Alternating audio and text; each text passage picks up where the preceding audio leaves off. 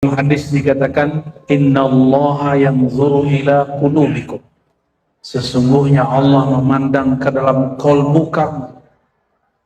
Kolbunya alam Nabi Muhammad sallallahu alaihi wasallam. Kenapa? Karena hanya kolbu Nabi Muhammad yang selalu ingat Allah Subhanahu wa taala. Kita jangankan ingat, dalam sholat pun lupa. Benar. Ini Ustadz Kiai aja bisa lupa dalam sholatnya. Kami-kami yang dipanggil Ustadz, Buya, Kiai sama orang, itu nggak pantas sebenarnya. Nah, kolbu ini masih liar. Kalau Allah memandang, Allah ridho. Kapan Allah ridho? Jika di kolbu ada nama dia. Jika di kolbu ada kenangan terhadap dia. Jika di kolbu ada ingatan terhadap dia. Ya. Tapi untuk mengingat Allah tidak mungkin kecuali melalui Rasulullah sallallahu alaihi wasallam. In kuntum tuhibbunallah fattabi'uni. Jika kamu cinta Allah, maka ikuti aku. Karena kita nggak layak dipandang oleh Allah, maka sebut-sebutlah nama Rasulullah. Moga-moga dengan bermaulid, menyebut nama Rasulullah, berselawat kepada beliau, nama kita nyantol di kolbu beliau. Kalau nama kita nyantol di kolbu beliau, tertulis dalam kolbu beliau. Dengan apa tertulis? Setiap kali orang bersalawat, Rasulullah membalas. Jika begitu terus rutin dilakukan tiap hari, maka Allah memandang, oh di kolbu kekasihku Muhammad ada nama fulan, fulana, ada nama ini, ada nama itu. Orang inilah yang berhak dapat syafaat. Oleh karena itu, buat maulid dengan banyak-banyak sholawat menjadi sesuatu yang penting. Supaya nama kita tertulis dalam daftar orang yang dijawab sholawatnya oleh Rasulullah Sallallahu Alaihi Wasallam. Itu rahasia maulid sebenarnya, ya. Karena orang kalau nggak dibuat event maulid, itu jarang sekali sholawat. Kalau nggak pernah belajar zikir, dapat ijazah dari guru, nggak mau sholawat banyak-banyak. Sholawatnya pelit, ya. Cuma Jumat sekali seminggu, sekali sejumat. Giliran cari duit, berangkat pagi, pulang sore. Bahkan persoalan duitnya di bawah sholat. Giliran cinta Rasulullah, nggak dibawa mencari duit. Giliran cinta Rasulullah tidak dibawa bekerja. Gimana kita mau mengatakan saya cinta Rasulullah? Ya. Dalam sholawat aja kita sholawat untuk beli mobil. Ya, antum sholawat supaya sembuh, sholawat supaya sukses kerja, sholawat supaya.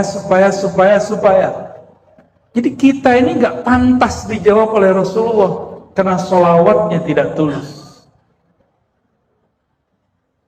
Maka saya berharap mulai detik ini sholawat bukan karena duniawi. Jangan lagi sholawat, ya Allah, Allahumma sholli ala sayyidina Muhammad, semoga berkah sholawat, sehatkan badanku. Ya Allah sehatkan. Tapi pahala sholawatnya udah hilang. Sholawat supaya rezeki lancar, Allah lancarkan. Tapi nanti kita minta, ya Rasulullah beri aku syafaat. Apa kata Rasulullah? Kan kamu sudah minta waktu di dunia. Ya Rasulullah beri aku syafaat. Dulu sholawat supaya beli mobil kan, nah, dapat mobil. Pengen dapat jodoh, dikasih jodoh. Pengen hati tenang, dikasih tenang.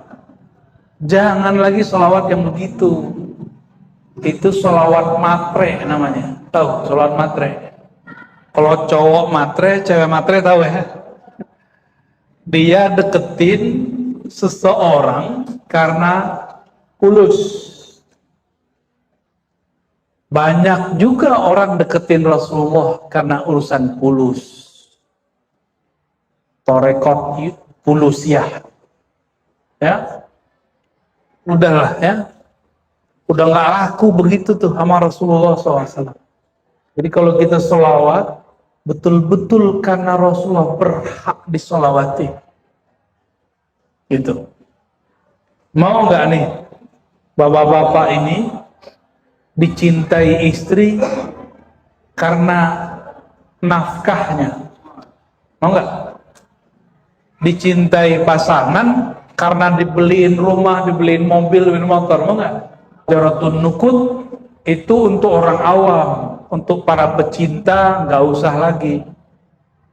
Ya, untuk orang awam biasa tuh. Ada seorang habib kekasih Allah supaya nih orang awam gemar sholawat dikasih ijazahnya. Tapi untuk murid yang sudah advance belum nggak kasih itu. Belum kasih sholawat yang lebih tinggi.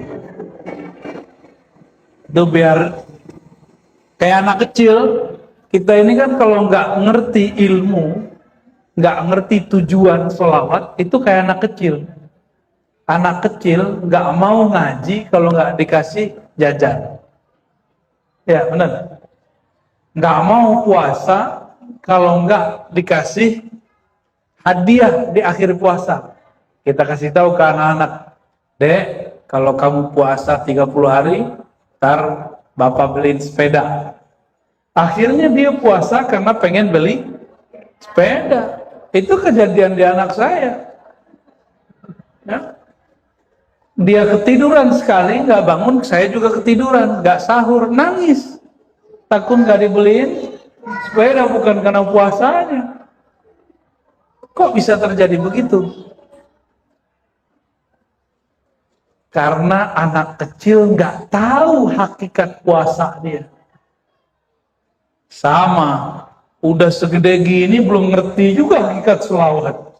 Hakikat sholawat itu cinta kepada Allah dan Rasulnya. Ya, kalau cinta bersyarat nggak?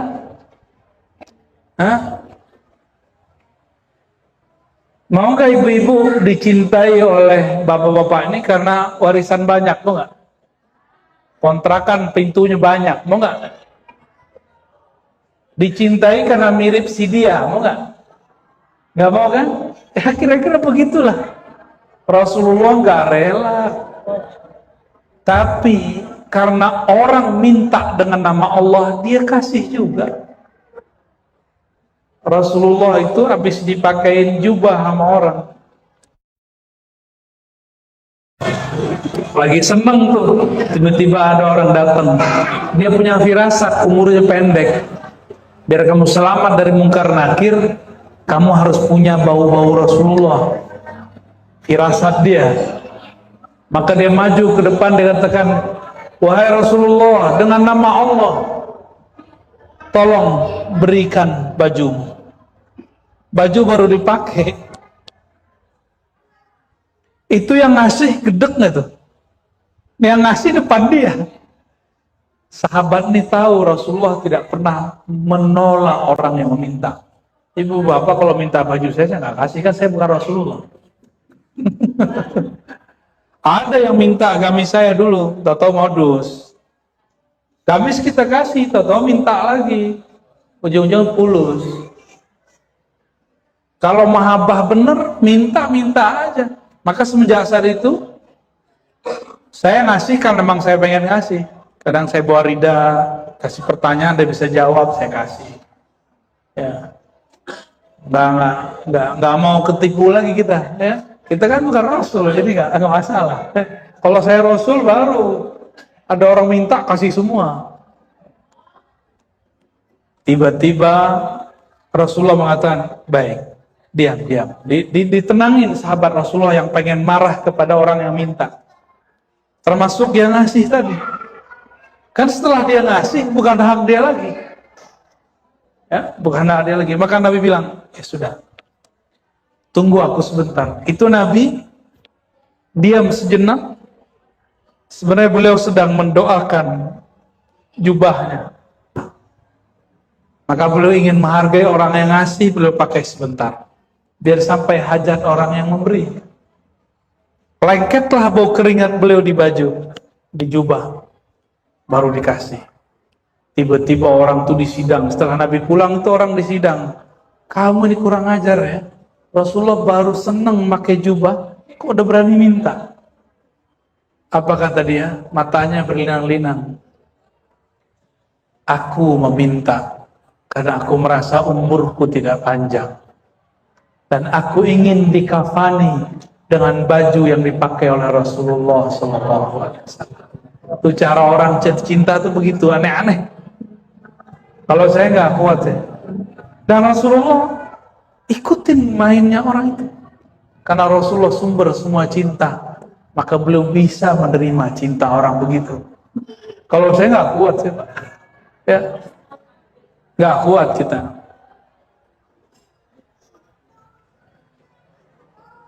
Rasulullah masuk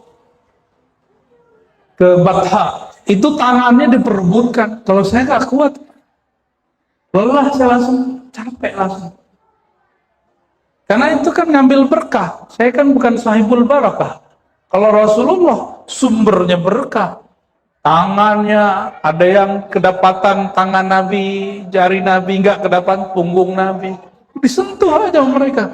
Dan Nabi membiarkan karena beliau sahibul barakat. Kekuatan beliau 40 laki-laki biasa. Saya nggak sampai Pak. Guru-guru kita nggak nyampe. Nabi begitu. Cara orang cinta. Nabi SAW lagi ngajar begini, tiba-tiba batuk-batuknya berdahak. Corona belum ada.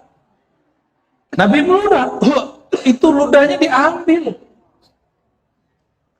Sahabat kemudian usapkan di mukanya. Hadis Sahih Bukhari. Hadis Sahih. Kalau tabarruk itu syirik, maka Imam Bukhari syirik tuh. Nabi juga syirik tuh. Sahabat juga syirik tuh. Berani antum bilang Nabi dan sahabat syirik? Katanya mau ikut Nabi, ya kan? Dari mana kita tahu bahwa keberkahan ini bukan hanya dari Nabi? Itu sahabat yang ngusap mukanya dengan air ulah Nabi SAW. Harumnya bukan main. Nggak mau jigong Pak. Ya. Sahabat yang nggak kedapatan, maka mereka minta izin. Mana tanganmu bekas air ulah Nabi? Saya mau cium. Dicium. Berarti keberkahan ada nempel di tangannya. Cara orang mencintai Rasulullah. Maka mencintai Nabi ruhan wa jasadan. Ruhnya itu ajarannya, kasih sayang, jasadan dan jasadnya. Maka sampai hari ini rambut Nabi masih tersimpan, sendal Nabi, terompah Nabi masih ada, jubah Nabi masih tersimpan di Turki. Ya, itu secara jasad. Ada satu lagi riwayatan. Maka ahli hadis, orang Betawi dulu senang ngaji, namanya musalsal, kepada Syekh Yasin Al-Fadani. Itu ada riwayat pakai rida, dipakaikan pakaian, dipakaikan tasbih, jenggot, gini-gini jenggot itu ada hadis itu Pak. Itu jadi hadis. Itu namanya hadis musalsal. Hadis musalsal. Di cara mencintai, nah ini pernah muda kan? Dulu pernah seneng bola nggak? Kalau kita seneng bola, kita main bola. Kita pakai nggak nomor atau baju atau nama bajunya, nama favorit kita, bener nggak? Masih begitu ya? Tampangnya ada taman-taman bekas main nih kayaknya. Bekas terkilir kan. Kenapa kemudian kita pengen pakai baju dia, kita cinta sama yang punya nomor, yang punya nama. Bahkan kadang-kadang kalau gol kita tirukan gaya yang kita suka. Itu baru senang sama idola bola. Gimana kalau senang sama Rasulullah SAW? Semua gayanya ditiru. Maka Sayyidina Abdullah bin Umar menirukan gaya Nabi. Jadi orang kalau di Madinah ingin cek hadis Nabi seperti apa, cukup intip Abdullah bin Umar 1 hari. Karena Abdullah bin Umar tidak pernah bergerak, berjalan, kecuali mengikuti Rasulullah SAW. Kakinya, dia jalan di suatu tempat, tiba-tiba dia merunduk. Ditanya oleh para sahabat yang lain, kenapa engkau merunduk? Kan gak ada pohon, gak ada batu. Kata beliau, dulu Rasulullah pernah merunduk di sini. Aku cinta kepada beliau, mengenang itu. Itu cara-cara orang jatuh cinta. Ya?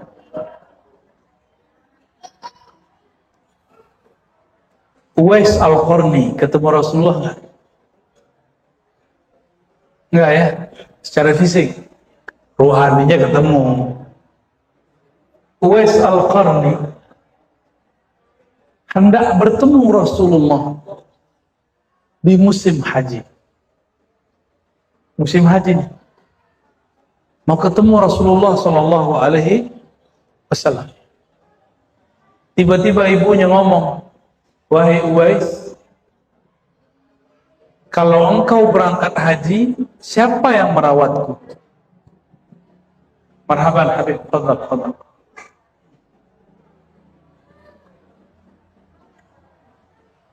Depan, Habib.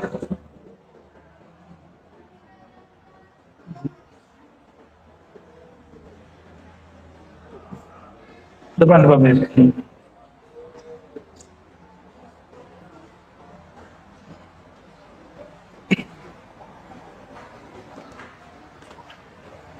Masya Allah, marhaban. Walafu.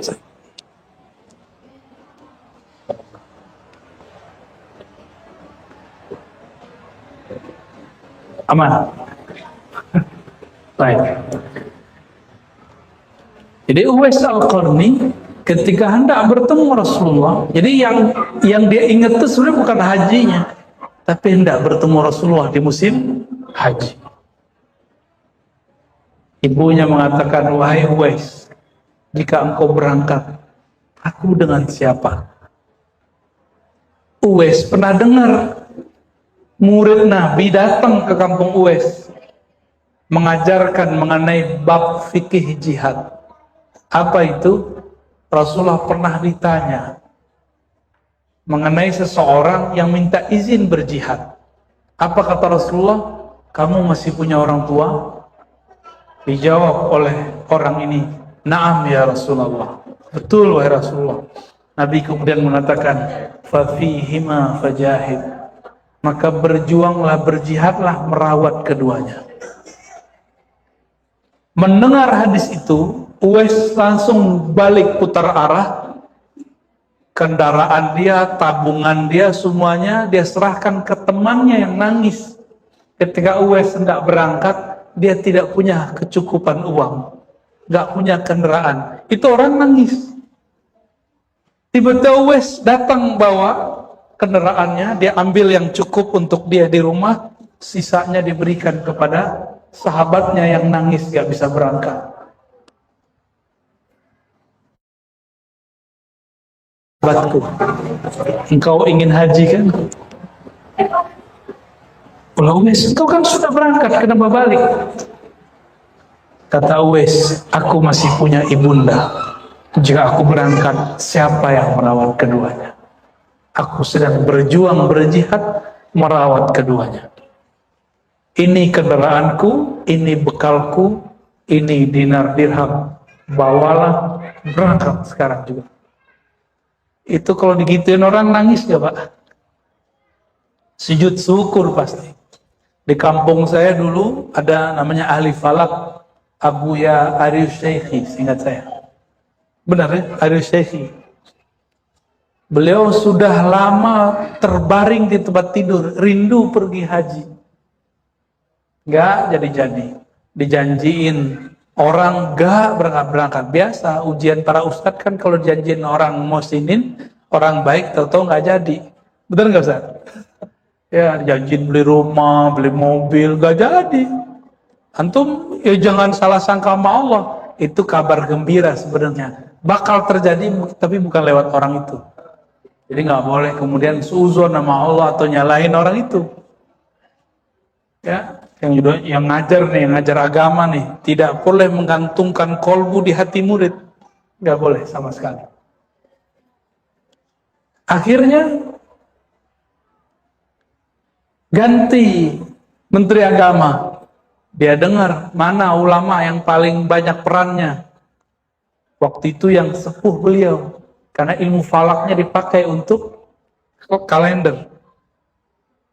Datang kabar dari Jakarta, surat bahwa Abuya Arusyaikhi diundang oleh Menteri Agama atau pejabat negara untuk berangkat ke Tanah Suci. Langsung dia berdiri, padahal sudah tahunan tidur. Sujud syukur, sehat seketika. Kenapa? Orang udah rindu. Jadi penyakit beliau bukan penyakit apa-apa, penyakit rindu. Nangis, sehat langsung. Kira-kira itu yang terjadi pada sahabatnya Uwais. Lalu apa yang terjadi?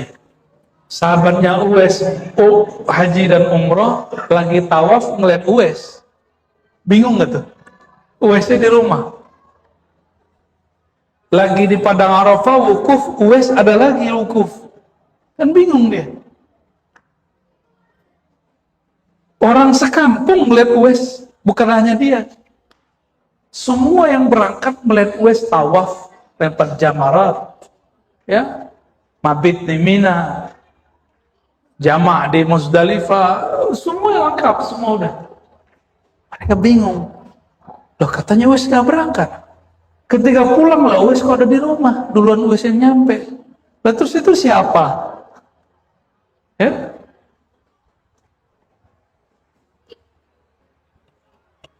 Ternyata Uwais Al-Qarni ketika mengikuti hadis tadi, Allah pecah nur amalan dia.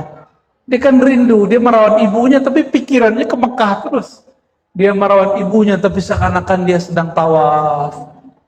Dia rawat, muter, ngurusin ibunya seperti dia sedang melakukan manasikul hajj.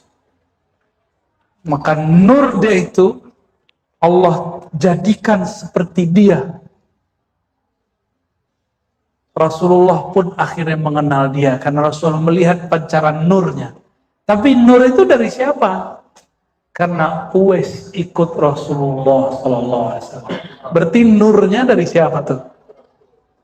Nurnya Nabi Muhammad. Maka semua orang yang punya nur hidayah, dia adalah anak ruhaninya Nabi Muhammad SAW. Dan Nabi kenal itu. Karena Nabi kenal itu, Nabi saksikan. Nabi kemudian berpesan kepada Umar dan Ali. Wahai Umar, wahai Ali, jika kamu umur panjang, nanti carilah Uwais. Umar cari, Ali cari. Mintalah ampun kepada Allah lewat doanya Uwais. Ini sahabat Nabi berdua, itu wali-wali besar, disuruh minta ampun dengan doa Uwais. Kira-kira gimana tuh? Ternyata sejarahnya Umar dan Ali itu sering konflik dalam bab politik. Abu Bakar naik, diundang oleh Sayyidina Ali. Kata Umar, Abu Bakar, jangan kamu berangkat, nanti kamu dibunuh. Umar nih khawatir. Kata Abu Bakar, udah tenang. Ente duduk di sini Umar. Kamu diam di sini. Berangkatlah Abu Bakar. Selesai masalah. Karena Abu Bakar ini orang yang paling bisa masuk ke semua golongan. Kalau Umar agak straight. Ali pun juga sama. Nah, Bapak Ibu yang melakukan Allah, Uwais mengenang Rasulullah dalam amalnya. Abdullah bin Umar mengenang Rasulullah dengan gerakan-gerakannya. Maka Abdullah bin Umar nggak perlu maulid, karena dia setiap hari ingat Rasul. Setiap hari dia bukan hanya membaca sirah Nabi, tapi setiap hari dia mengulangi kebiasaan Nabi. Makanya sahabat nggak perlu maulid. Antum tiap hari handphone, ya kan? Nonton, kerja, terus kapan ingat Nabi? Oleh karena itu sebelum zaman gadget ini ada, Abu Ya Said Muhammad Alawi Al-Maliki, guru daripada guru-guru kita di Mekah, beliau ayahnya, kakek buyutnya itu pengajar di Masjidil Haram. Sampai kemudian konflik dengan kelompok yang ekstrim. Beliau mengatakan di zaman sekarang belum ada gadget Pak seperti sekarang, masih telepon biasa, mungkin teleponnya telepon butut kali dulu. Apa kata beliau? Di zaman ini sudah wajib buat maulid, gitu ya. Jadi nggak usah khawatir lagi para asatid, para kiai, kita sangat mendukung antum buat maulid. Tapi jangan berlebihan. Kalau nggak punya dana, jangan berlebihan, ala kadarnya aja. Nggak bisa ngundang dari luar ya, dari ini kan banyak ustadz ya. Yang penting kan ada hadrahnya, ada salawatnya, ada kisah cinta Rasulullah SAW. Itu ya. 1000 dinar. Saya nggak tahu tuh hitungannya berapa tuh. Saya tanya-tanya lah ke orang Palembang kalau buat maulid, orang Betawi buat maulid, orang Martapura buat maulid, ya nggak jauh-jauh beda lah, ya. Tapi dengan maulid itu keberkahan nyebar. Orang usaha ternak hidup, orang mat'am, tempat buat makanan hidup, jual rempah hidup, Gojek hidup kan nganterin, ya. Semuanya hidup. Apalagi bawa wanita tambah hidup karena makan mulu. Hidup. Jadi kalau di negeri-negeri maulid kayak Palembang kan saya boleh sebut lah tuh negeri maulid Pak. Kalau udah nggak ada maulid berarti ekonomi umat hancur. Ya ngeceknya gitu aja tuh. Karena nggak muter duitnya. Kalau ada maulid terus orang jualan banyak ada Pak. Ya. Ada aja ya. Kalau kita nggak perlu ya, kita yang penting syiarnya yang penting, ya syiarnya yang paling penting. Maka anak-anak ya kita kasih kesempatan yang muda-muda. Jadi yang muda-muda nggak usah bentur-benturkan dengan orang yang ngomong maulid bid'ah, masa Rasulullah nggak ada maulid. Ya wajar, Rasulullah itu lagi ada di depan mereka untuk apa maulid? Tapi Rasulullah kan memaulidkan dirinya dengan puasa. Substansinya kan sama. Rasulullah bermaulid untuk dirinya dengan puasa. Karena beliau sibuk ngurusin umat. Beliau tiap hari sedekah. Ya.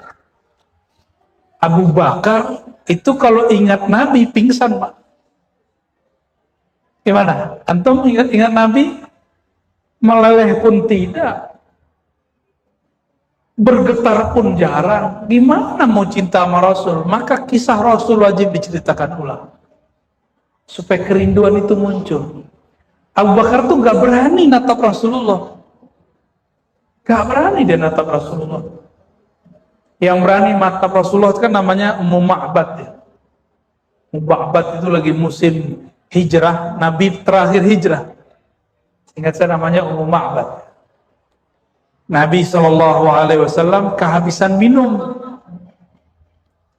Maka Nabi bilang ke Abu Bakar tuh minta izin ke mak-mak itu tuh.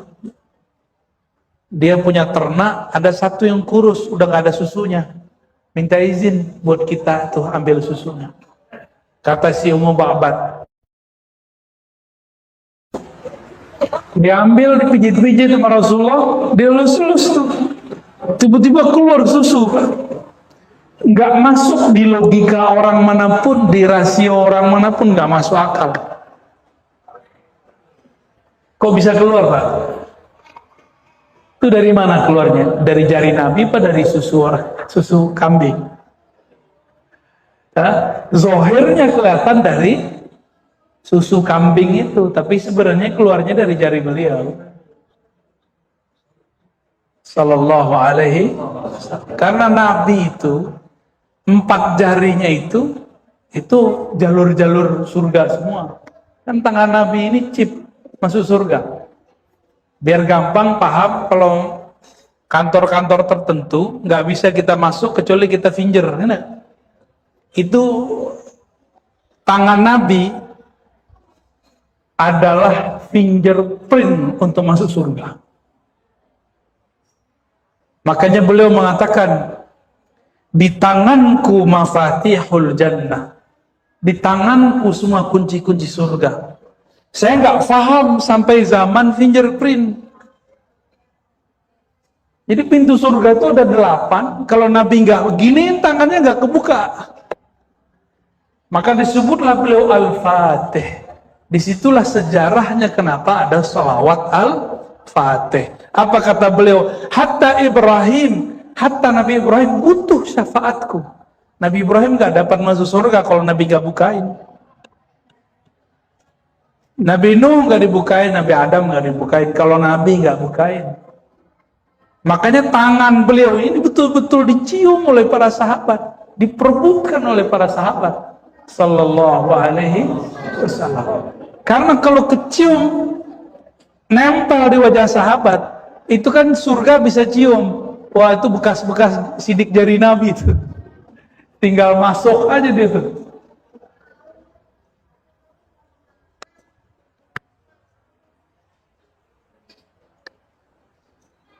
Jadi di zaman sekarang dengan kecanggihan sekarang kita bisa jelaskan rahasia-rahasia kalam-kalam Nabi yang dulu sulit dipecahkan. Dulu sulit dipecahkan, kok bisa ya? Nabi ngomong, padahal terakhir muncul, umurnya gak sepanjang Nabi Adam secara fisik. Ternyata rahasianya itu. Nah, itu si Ummu Ba'bad heran, kok bisa keluar susu? Maka Ummu Ba'bad ini penasaran, kalau anak sekarang bilangnya kepo. Atau kepo. Dilihatin siapa sih ya? Ternyata wajah Rasulullah SAW. Dia nggak tahu tuh wajah Rasul. Itulah satu-satunya perempuan selain istri Nabi yang berani menatap wajah Rasulullah SAW. Selebihnya nggak berani. Abu Bakar aja nggak berani. Nggak berani. Pernah lihat ada anak-anak muda nonton artis konser pingsan, kalian lihat kan? Ya, pingsan. Abu Bakar itu kalau ingat nabinya pingsan, ingat wajah Nabi lah ya. Maka Abu Bakar itu cuma berani menceritakan serban Nabi, rambut Nabi. Kalau beliau cerita tentang wajah Nabi, nggak sanggup, Pak.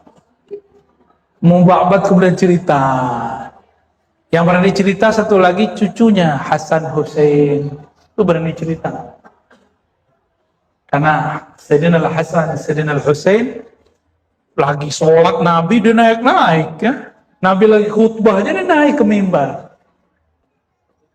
Jadi bapak-bapak ini nggak boleh galak sama anak-anak ya. Mana berisik mau apa itu dididik, diatur aja. Jangan dihardik. Yang menghardik anak-anak di masjid sudah melanggar sunnah Rasulullah SAW. Itu baru menghardik gimana orang ngebom, Pak. Di mananya ikut Rasul tuh, ya? Menghardik anak kecil aja, dia nggak dapat syafaat Rasulullah SAW. Hati, Pak. Hati, Pak. Jadi kalau ada anak kecil main di masjid, syukuri. Kita berharap semoga nanti cinta kita ke masjid turun ke mereka. Syabun qalbuhu ma'allakun fil masajid. Pemuda-pemuda yang kolbunya terkait di masjid. Senang kalau dia ke masjid. Ini ruang ini boleh anak-anak muda tidur nggak sini nih? Dulu saya waktu masih kecil saya tidur di masjid, Pak, di surau. Zaman-zaman saya masih dapat tuh masa itu, kita hidupkan dulu. Nggak pulang ke rumah saya dulu. Baru belakangan bapak ibu saya pulang, walaupun jam 3 saya pulang. Tapi itu setahun lebih. Kita tidur di masjid. Dulu masjidnya nggak begini, Pak, kayu. Jadi orang rematik. Kalau ini nggak masuk angin, jadi masuk angin. Bisa.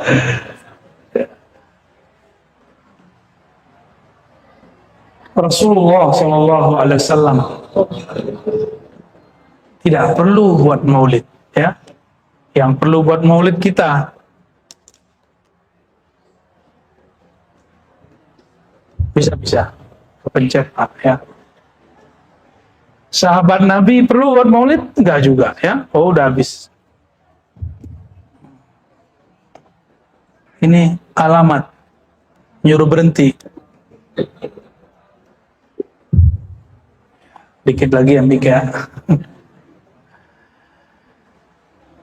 Kenapa Sultan Al-Muzaffar membuat tradisi maulid? Jadi yang buat tradisi maulid bukan orang Syiah.